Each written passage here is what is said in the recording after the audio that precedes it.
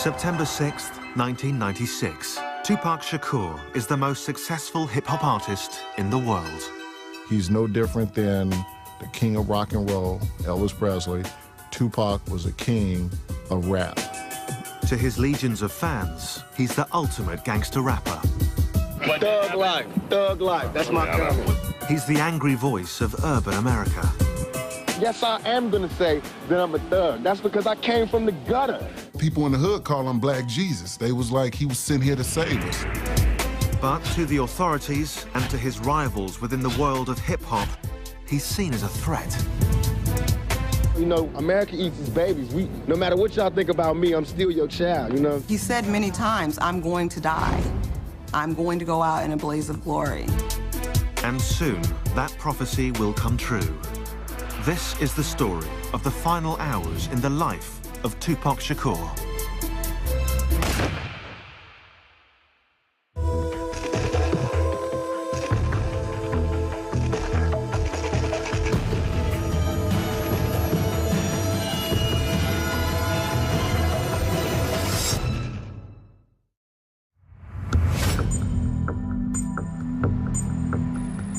Los Angeles, California.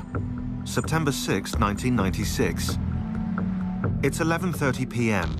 and Tupac Shakur leaves Lacey Studios in downtown LA, where he's just finished shooting his latest video.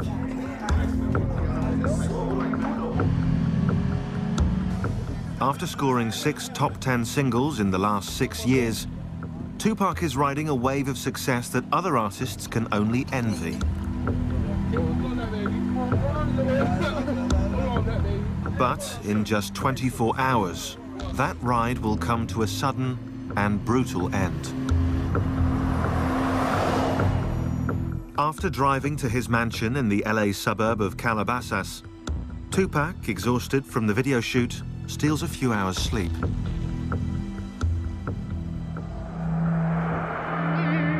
In the morning, his cousin, Jamal Al-Hussein, reminds him that they have to leave on a trip to Las Vegas.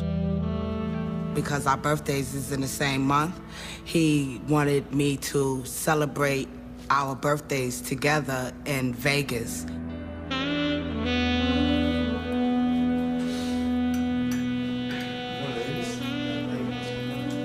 Tupac is going to Vegas to catch a boxing match and then play at a local club. With him is his live-in girlfriend, Kidada Jones, daughter of legendary record producer Quincy Jones.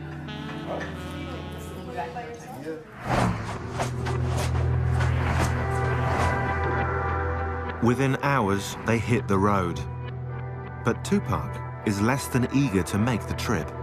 Pac didn't want to go, you know what I'm saying? It was obvious there was some other family issues that he wanted to deal with back in Atlanta, and he wasn't really keen on the whole Vegas trip, you know what I mean? But at the urging of his manager, Tupac goes along with the plan. It will be the last trip he ever takes.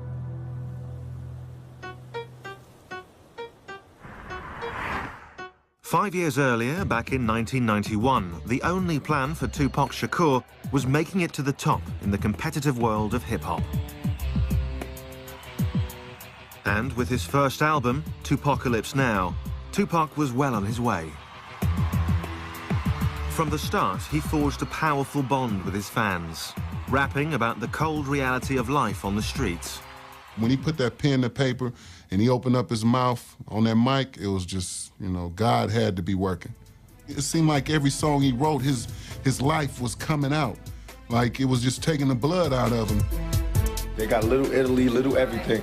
They don't have a little Africa, they got the ghetto. And we think that that's ours. That's not even ours. That's just what was left over.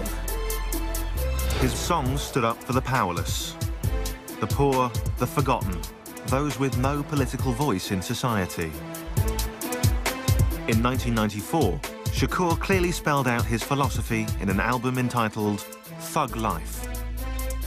But he wanted the ones who didn't think nobody gave a to see that he gave Thug Life, the hate you gave little infants. Everyone. Thug Life isn't just something for me. Thug Life is for you too. Anybody It's all the that society throws at you. Thug life is about choices. When you make the wrong choices, you end up in a life that you don't really want to be in.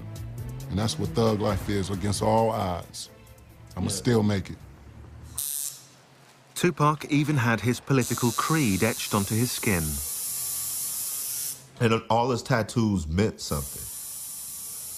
He had 50 with an AK-47 tattooed on him. And what he believed is that 50 black men can do anything, if they put their mind to it, and they were all pulling at the same time in the same direction. Fans fell in love with his swagger and with his utter refusal to tone down his message. Was it incendiary? Was it crazy? Were the kids screaming at his concerts? Were girls tearing off their shirts? Were guys, like, you know, saluting with the pistol salute in the air? Yes, they were doing all that. And, I mean, that's hip-hop, that's rock and roll. Tupac's appeal went way beyond the ghetto, pulling in white, middle-class suburban kids who enjoyed the danger he brought from the other side of the tracks. Whether it was his energy or, you know, his force or his excitement or, you know, whatever it was, I believe that he connected with men and women and black and white and old and young. He always kind of had this ideology that he didn't need a record label. He didn't need the movies. All he needed to do was stay real. Because if he stays real and he keeps telling the kids what is authentic to him, that they will always relate. He will never be begging for bread. If it was attention that Tupac was looking for, he more than got it. But not always for the right reasons. As he climbed the ladder, some in the hip-hop community looked on with envy. Tupac Shakur was starting to make enemies. Hip-hop is about competition and about, you know, I'm better than you and, you know, I get more chicks than you. And it's very competitive, almost like a sport. Then you have these, you know, these huge egos working against each other. It's a recipe for destruction. And soon, rap's obsession with rivalry and violence will hit the glitzy streets of Vegas. And someone will overthrow its reigning king.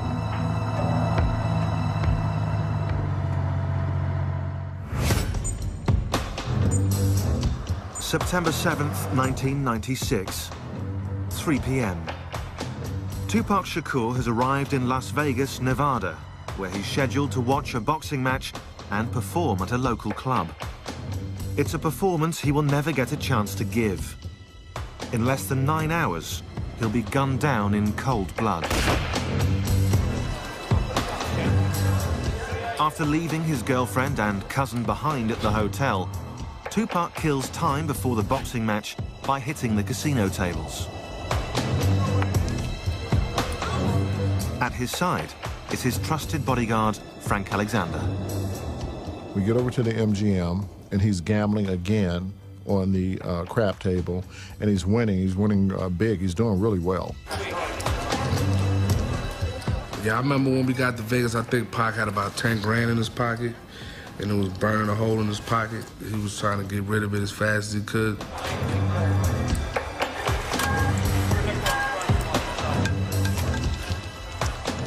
At the table, Tupac is joined by members of the Outlaw Immortals, his backup group. They were his singers and his friends that were on a lot of the songs that you know, he was doing at that time.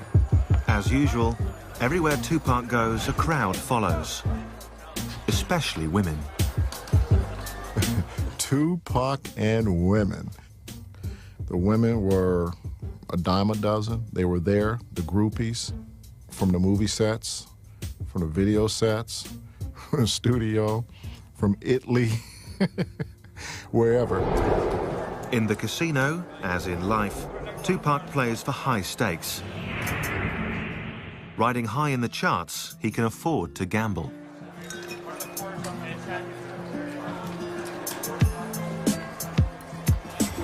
But 25 years earlier, on the streets of East Harlem, New York City, few would have laid bets on the future success of young Tupac Shakur. His mother, Afeni Shakur, a member of the radical Black Panther Party, was arrested and charged, along with 20 other members, for conspiring to blow up local buildings. I was captivated by the visualness of the Black Panther Party. I was captivated by the rationality of the Black Panther Party. And I was captivated by the sense of service of the Black Panther Party. For me, the Black Panther Party was a way to legitimately express my anger.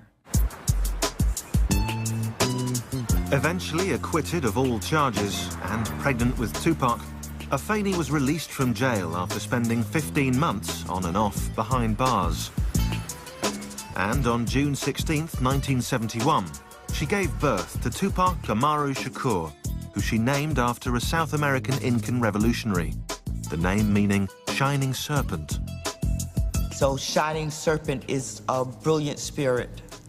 I actually believed in 1971 that giving a child a name empowers him. But what did not help empower young Tupac was the absence of his father, also a Black Panther, who was rarely around. What he didn't have was that masculine figure in his life for a sustained period of time that would, you could go play ball with.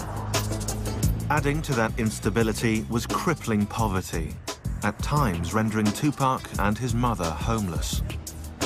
But in 1986, despite those hardships, Afeni moved to Baltimore and managed to enroll her son in a unique public high school, the Baltimore School for the Arts.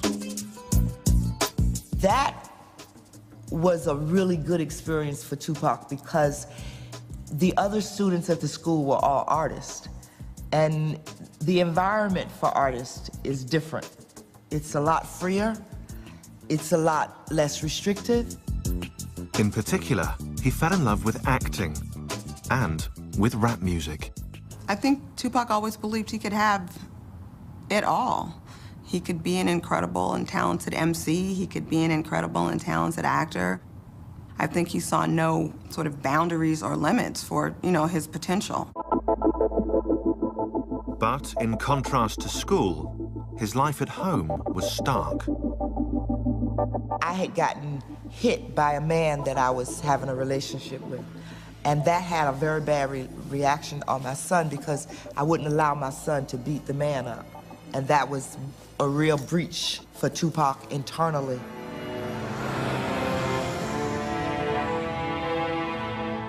In June of 1988, to protect her son from their troubled home life, Afeni sent Tupac to the other end of the country to live with a friend in Marin City, California. But the 16-year-old quickly discovered he had simply traded one nightmare for another. Marin City, one thing that they're known for is a fist fight. Tupac was a little bitty guy. Even him, fully bulked up, is still a little bitty guy, which makes it even more incredible the kind of the guts that this dude has, because he fears no man, woman, child, animal, none of that, because they can only kill you one time. Soon, Afeni joined her son in California. But any hope of a happy family reunion was made impossible by her own personal struggles. My children and I have a bond that is based on the truth and trust. And the bond was broken with a lie. The lie being, I was using drugs, but I can handle it. That's a lie. That lie cost me dearly. Me talking about that period is different from them, because in reality, I found drugs, is what I did. I found the answer. My answer was crack. But despite his contempt for his mother's addiction, Tupac too drifted into the world of narcotics. He probably sold drugs for about a week. His reason for stopping was because his heart was too big. You understand? When someone brings you their wedding rings and they say, here, I'm gonna give you these wedding rings for some crack. You're like, man, it's that bad? It's come to this? And he quit. He said, I'd rather starve or I'm gonna make this rap thing work. At 17, Tupac hooked up with neighborhood friend Ray Love to create his first real group, Strictly Dope. We didn't fear nothing. We would jump on the stage and perform right now. We didn't need no trays of food. We didn't need a special type of mic. We didn't need a rider. We didn't need a limo. Nah, just give me just one mic, man. Tupac's ability to use that microphone would carry him clear out of Marin City and eventually to Las Vegas, where the world's greatest rapper would be silenced forever.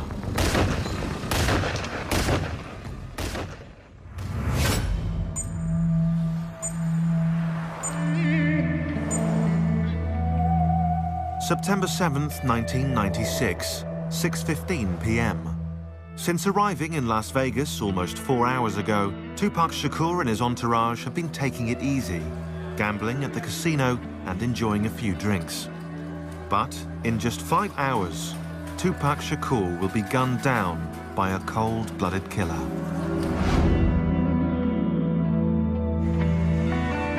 On the invitation of his manager and CEO of his record company, Suge Knight, Tupac heads out to see a much-anticipated heavyweight title match between Bruce Seldon and Tupac's close friend, Mike Tyson.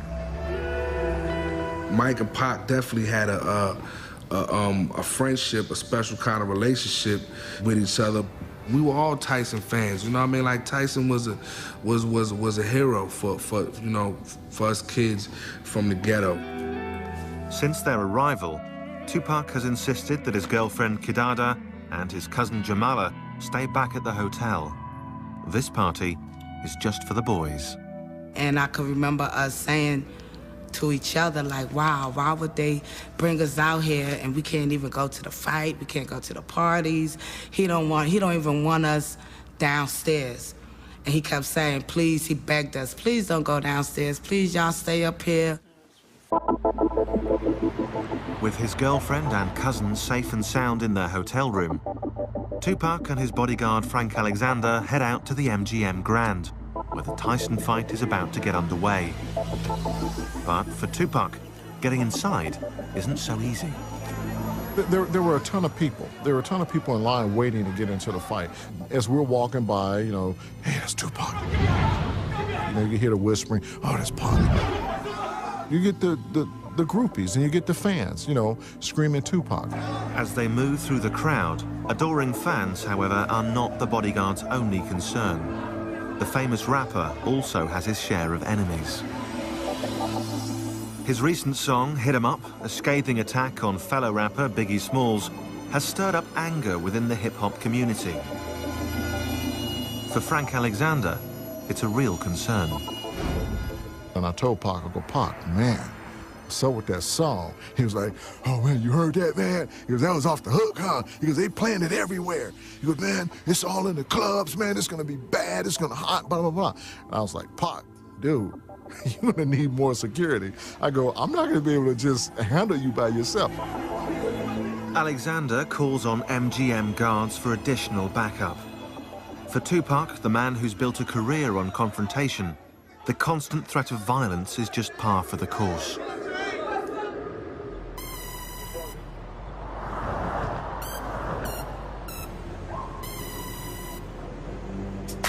But back in 1990, only 6 years earlier, few had ever even heard of Tupac Shakur.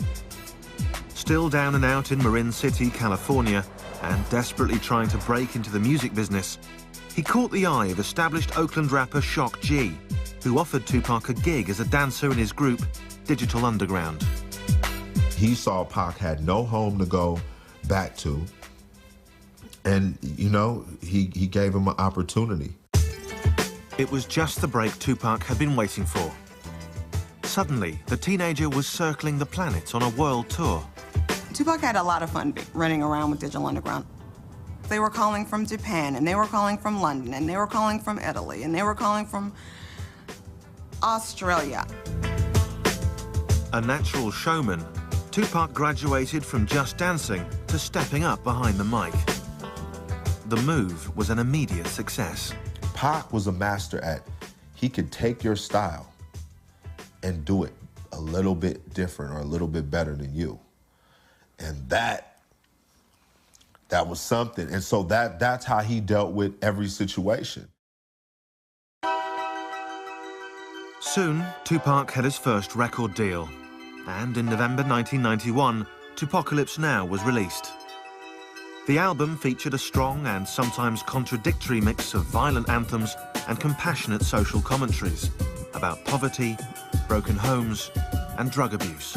If you look at his music, he had songs that were so negative about women and talked about them like they were just nothing. And then he had a whole series of other songs where he was putting all women, mothers and black women and all women on such a pedestal. He was a complicated guy. In his writing, Tupac drew from his various experiences. Raised in a politically charged Black Panther home, exposed to the fine arts, and schooled on the streets. He was a poet, you know what I mean, first. I think Pac was just so in tune with himself that he can do whatever kind of song and not feel like if people hear it, they're gonna think I'm weak. He's a fan of himself as well. He would go, listen to what I said. Oh my God, the boy is nice. And this is how he would say it. He'd be like, oh my God, the boy is nice. Yo, Jamala, listen to this. This is how I kick it. And he would recite a little verse out that song, and he'll go, ooh, I'm so nice, I'm so nice, I'm killing them, I'm killing them. I'll be like, Pac, he is crazy. Since he was a kid, Tupac had also fantasized about becoming an actor. And in 1991, he made his second dream come true. He starred in the critically acclaimed film, Juice. Juice came out. When I went to go see it, the girls were screaming. That was fly. That was some to see. From the moment Juice came out, everybody was talking about Pac. It was just obvious that, you know, he was on the verge of something really major. That role helped him more than the music did. He would come downstairs and he would like spread his legs apart and his arms, shake his jewelry off and everything, pull his collar up and say, I'm a legend in my own time.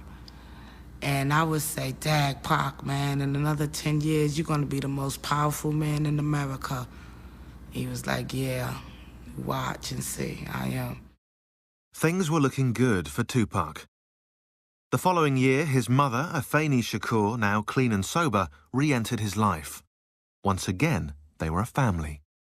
I discovered that when a child says to you, you're my mother, when they give you authority over their lives as their parent, that they can withdraw that authority. And my children withdrew it. I didn't take it back. They gave it back to me. But with the good came the bad. In 1992, Tupac was arrested for allegedly attacking a limo driver.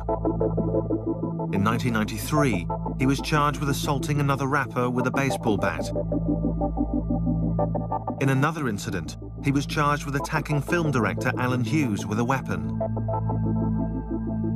In Atlanta, Georgia, he was arrested, although later released, for the alleged shooting of 2 off-duty policemen. It seemed that Tupac Amaru Shakur was taking his gangster image rather too literally. Well, Pac, you got to realize of, you know, where he come from and his family's history with the police. And they hated Pac. They hated Tupac. I don't know if it was that his heart was a Black Panther heart. I don't know if that was it, but Tupac just had no patience for law enforcement, and I don't know that he had respect for law enforcement. And so I think, why were the authorities mad? Because Tupac was thumbing his nose at them and worse. Mr. Shakur, can we get a comment from you at all? Hell no. Thug life. Thug life. Thug life. That's my comment. What's that mean? I don't understand. Pac always felt like he would be a statistic. But he said, if I'm gonna be a statistic and America's gonna thoroughly me over, I'm gonna be the ultimate statistic that I can be. In the battle between Tupac the artist and Tupac the streetwise thug, it appeared that the dark side was winning. And soon, on the streets of Vegas, on a warm summer's night, that darkness will swallow him whole.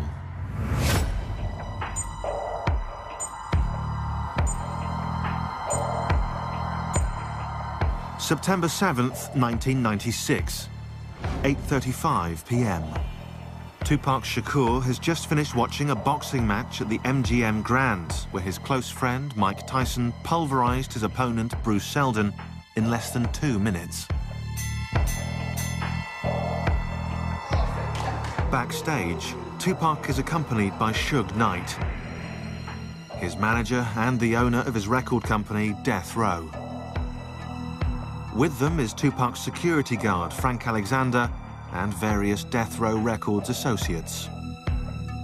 It's clear to everyone that Tupac Shakur is still revved up from the fight. And he's just going off, you know, man, 50 blows, 50, man, he knocked them out, 50 blows. As the group enters the MGM Grand's lobby, one of Suge Knight's Death Row employees passes on a message to Tupac Shakur. One of Suge's guys, his name is Trevon, came over and whispered in Tupac's right ear. Trevon has spotted a man in the hotel lobby that he claims robbed him a few weeks earlier. The man is also a member of the Southside Crips, sworn rivals of another big LA gang, the Bloods, with whom Death Row is said to be affiliated. Tupac Shakur, the king of gangster rap, decides to teach the man a lesson.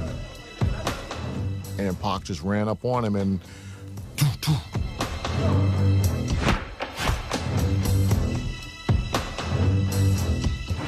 Fired up by the boxing match, the Death Row entourage, including its CEO, Suge Knight, joined Tupac in the feeding frenzy. In the chaos, Frank Alexander pulls Tupac from the brawl. I grabbed him and got him out of the fight. Orlando Anderson's on the ground and everybody's kicking at him, beating him down. 2 years earlier, in New York City, Tupac was involved in a different kind of battle, a fight for his very life. On November 30th, 1994, in the lobby of a Times Square recording studio, he was robbed of $40,000 worth of jewelry and shot 5 times at close range by a group of unidentified black men. While police wrote it off as a random robbery, Tupac saw it as an act of retaliation by one of his many enemies within the hip-hop community. And personally, to me, it could have been a setup, or it could have been whoever came through the door. Because Pac never thought nobody would do nothing to him, because he felt he represented the black community and nobody would... No. That don't go down like that. And that's what I try to get over to him. It don't go down like that. I don't care who you is. They'll take you down. Tupac had become a moving target. His aggressive music had angered both police and community leaders. His verbal attacks on other rappers had created friction within the world of hip-hop. As a rich and powerful black man, everybody was lining up to take a shot at Tupac Shakur. But he was just a cat that just refused to back down. That was just him. He just refused to back down. I loved it about him, but I also knew that can be a downfall too, And that's what I was really trying to give to him, that can't just run up on anybody, man. They'll kill you out here, for real. Tupac knew where he lived. He knew what the system was. He knew what he agreed with and what he didn't agree with. But he also knew that if he didn't make an effort to make capital in a capitalist society, he wasn't going to be able to do anything that he wanted, you understand? Tupac's image as a thug was catching up with him. The shooting had left him with 5 bullet wounds, the most serious of which was a severed artery in his thigh. Tupac was paying the price for not only writing about our violent culture, but also for being a part of it. This is all about my image. Has nothing to do with me. This is all about my image. It's like MTV, all the papers, they building me up. Now they destroying me on the same image that they perpetuated. You know what I'm saying? I'm selling records. This is what I do for a living. I'm selling records. Don't get it twisted. This is not my real life. This is not how my real life is supposed to be. I'm not supposed to be really having all these villains in my life. You can't blame a rapper for murders unless you're gonna blame Arnold Schwarzenegger for all the people he killed in Terminator. You know what I'm saying? How you gonna blame a rapper when we only speak it, and then you got actors who show it, but you don't blame them? Less than 5 hours after his operation, and against doctors' advice, Tupac Shakur checked himself out of the hospital. He had other problems to deal with.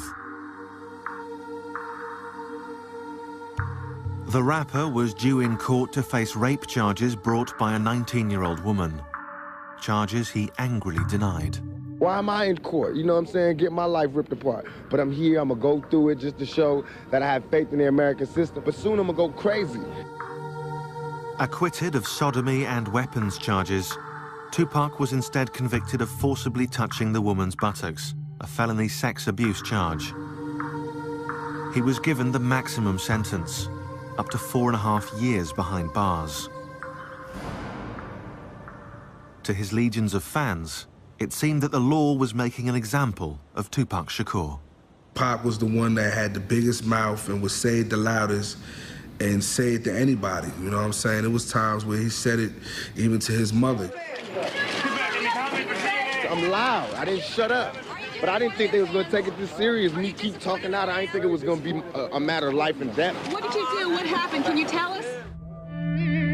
While at the Clinton Correctional Facility in upstate New York, Tupac seemed to undergo a startling transformation. The king of gangster rap publicly denounced thug life. Well, you got to realize when Pac was in jail, you know, jail will make you start thinking.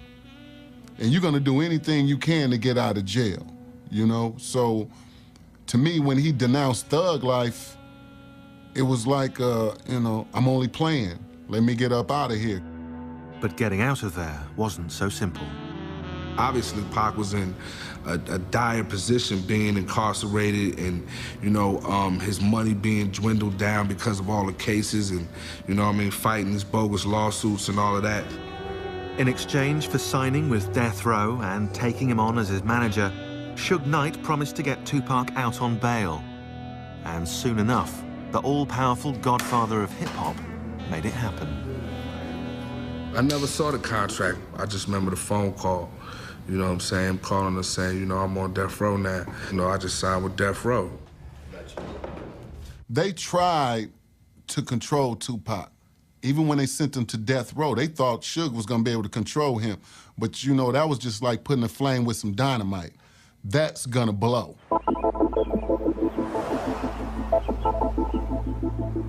Death Row put Tupac up at the posh Peninsula Hotel in LA to recuperate, re-energize, and get back on his feet. He was coming off a #1 album with Me Against the World and a #1 record with Dead Mama, so he was doing his own thing. It's not like he needed Death Row, but in a sense, he needed them at that moment because it's like, hey, they gave me a $1.4 million bail. You know what I'm saying? I need to get out of jail. The master agitator was free and eager to get back to what he knew best, holding up a mirror to society's ills. Once he got out, it was like all that anger that was built up while he was sitting in jail came out all at one time. But soon, in a hail of bullets, that mirror will be forever shattered.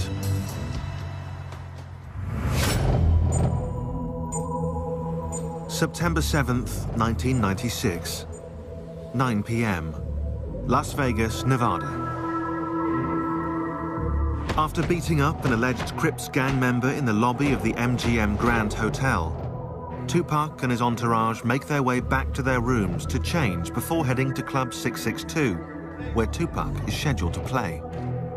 In less than 3 hours, Tupac Shakur will be left for dead. I remember Tupac coming back to the hotel, and he was really excited. One man can only do so much, man. So he came upstairs and he was like, Jamala, you wouldn't believe it. I did a 1-2 on a dude. I knocked him out. I did a Mike Tyson on him. He didn't really get into details about who he was fighting or what the fight was about, but he was really happy that he got a chance to test his ring out on somebody's face. While getting dressed, Tupac decides not to wear his bulletproof vest, a garment not out of place on a man with so many enemies. I remember Castro saying to Pac, you know, you should put your vest on. I think you should wear your vest tonight. You know, Pac saying, nah, it's too hot. I don't want to wear my vest tonight. It's too hot for that. Normally, he wouldn't leave without it, but this time he left it. He didn't have it with him.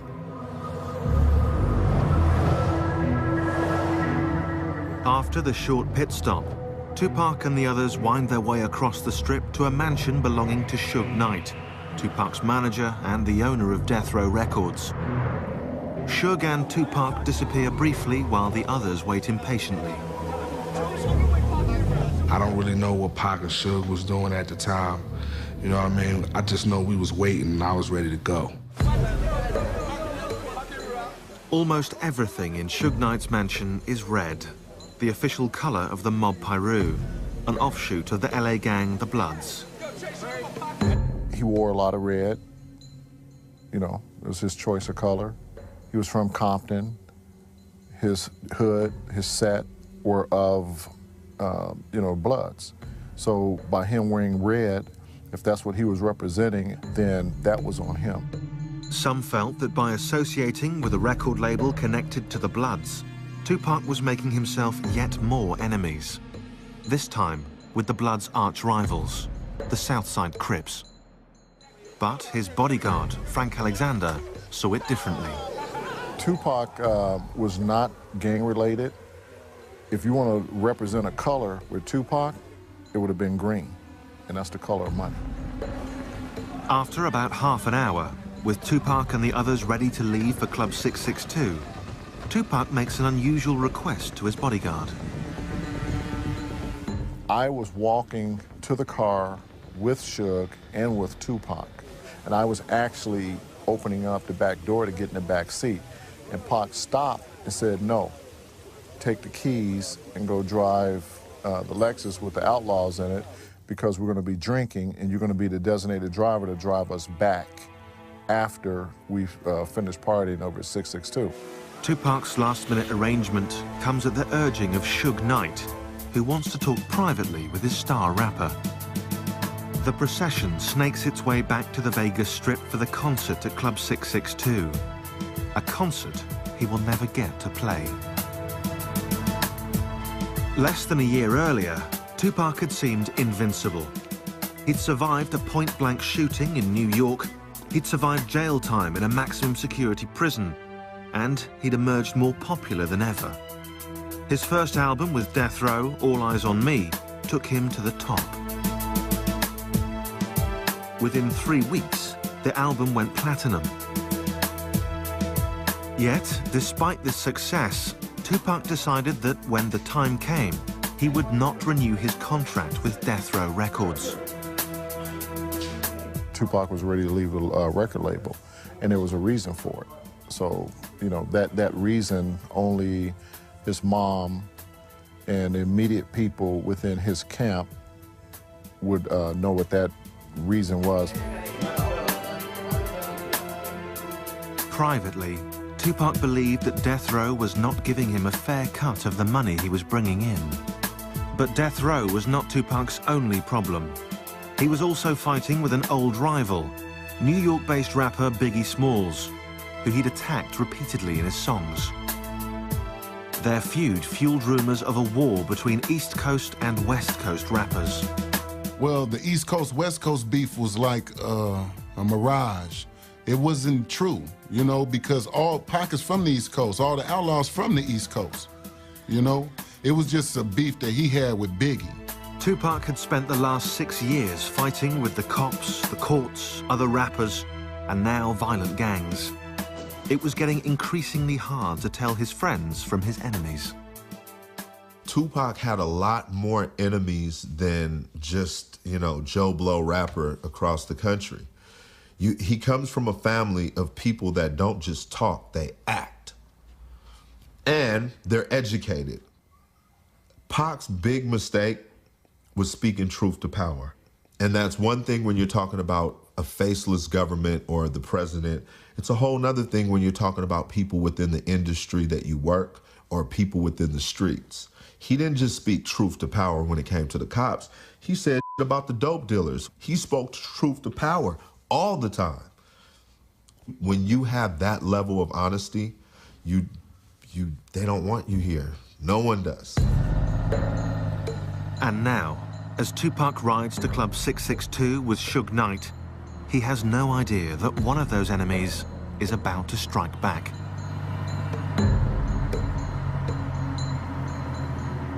Once we got to Flamingo, we made a right-hand turn. We came to a stoplight, which was Koval. As Tupac's bodyguard follows in the car behind, the convoy inches forward.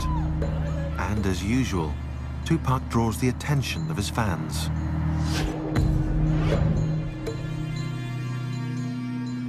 Then, suddenly, out of nowhere, a white Cadillac. As they got closer to the BMW, the arm came out and the gun just started firing.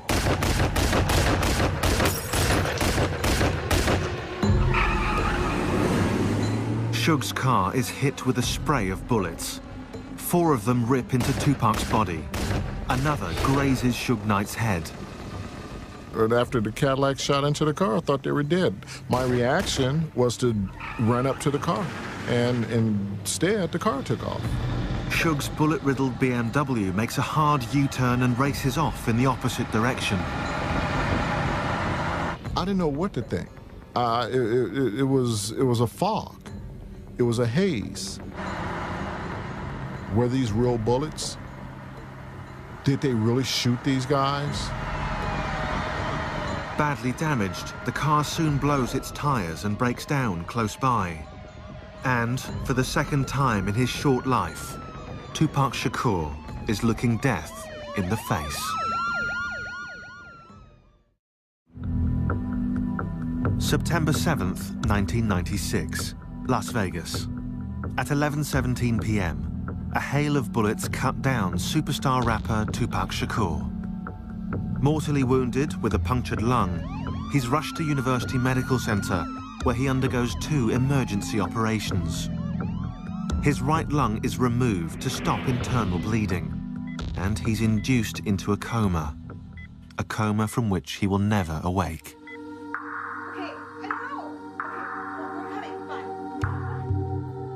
He was cussing and crying and mad. And what was going through my mind was that we just went through this in New York. I saw Jamala, and who had had quite a night. And, you know, it started. People started arriving, and what I remember is that there was never a time where somebody wasn't there with him.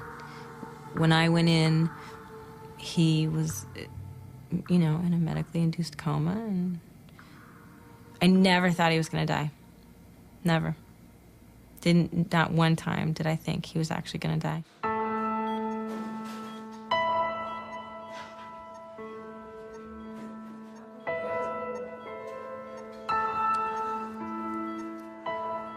When I first seen Tupac on the hospital bed, and he had all these tubes connected to him, and I knew then that he was gonna have to fight for his life. For 6 days, Tupac remains in a coma. Throughout, his family gathers in an around-the-clock vigil, refusing to accept the inevitable. We all had this thing, and I guess he did too, is to where, like, Pac is indestructible. So when he got shot the second time in Las Vegas, we were like, man, it's Pac, dude. But on September 13th, 1996, at only 25 years old, Tupac Shakur's short but violent life comes to an abrupt end. His death leaves many feeling lost. When he dies in the street, whoa, man, what is going on in America, man? What is going on in America where you make it and you still don't make it out? Meanwhile, the criminal investigation into Tupac's murder is stonewalled when witnesses refuse to cooperate. Theories on who pulled the trigger are rife. Some suggest a revenge attack by the Crips for the beating in the MGM lobby. Some point the finger at longtime Tupac rival Biggie Smalls, who will also be shot to death 7 months later. Others still speak of a setup by Suge Knight, who knew Tupac was planning to leave Death Row Records. Whatever the truth, on the streets of LA, retaliation for Tupac's death comes fast and furious. Over a 10-day period, 12 shootings erupt between rival gangs. 3 are killed, 22 are arrested. In death, Tupac becomes even more popular. He goes on to sell over 75 million albums worldwide and enters the Guinness Book of World Records as the highest-selling rap artist of all time. They lost a great man. They lost an activist, a poet, a rapper, a brother, a friend. He was one of the great ones. Yeah, he was. He's not a perfect person. He's not a perfect rap star. He's not a perfect pop star. I think people liked him all the more for that. That sense of humor, man. Dude was funny. It's not all, you know, not all what you see, you know, the toughness and the bravado and all of that. We did more laughing than we did any of that tough gangster. His mother, Afeni, takes the family reins. In 1997, the Tupac Shakur Foundation is created to provide training and support for creative students. That same year, the University of California, Berkeley, offers a course entitled The Poetry and History of Tupac Shakur. I speak to him all the time because it matters to me what he thinks about what we're doing. It matters to me. So I believe that he hears me. To this day, Tupac Shakur's killer has never been found.